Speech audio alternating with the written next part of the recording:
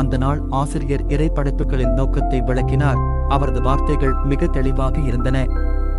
மாணவர்களே, நன்கு கவனியுங்கள். உலகில் நாம் பார்க்கும் ஒவ்வொரு படைப்பினமும் ஒரு படைப்பாளனால் படைக்கப்பட்டதாகும். இந்த படைப்புகள் ஒவ்வொன்றுக்கும் 2 அடிப்படை விடயங்கள் இருக்கின்றன. முதலாவது நோக்கம், இரண்டாவது கட்டுப்பாடுகள்.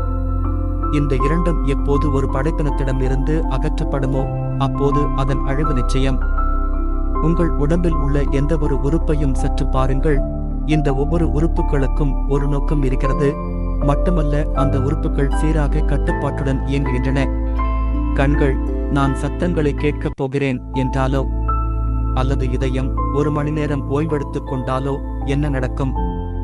பூமி சூரியனை நான் சுற்றுவதில்லை என்று முடிவெடுத்தால் என்ன நடக்கும்? நட்சத்திரங்கள் தனது பாதைகளில் பயணிப்பதில்லை என்று முடிவெடுத்தால் என்ன நடக்கும்? இது போன்றே மனிதனுக்கும் நோக்கமும் கட்டுப்பாடும் இருக்கிறது. மட்டுமல்ல, இவை அவசியமாகும். ஆனால் இதயத்துக்கும் நட்சத்திரத்துக்கும் எந்த சுயதேர்வும் கொடுக்கப்படவில்லை. ஆனால் மனிதனான நமக்கு சுய தேர்வு கொடுக்கப்பட்டு இருக்கிறது.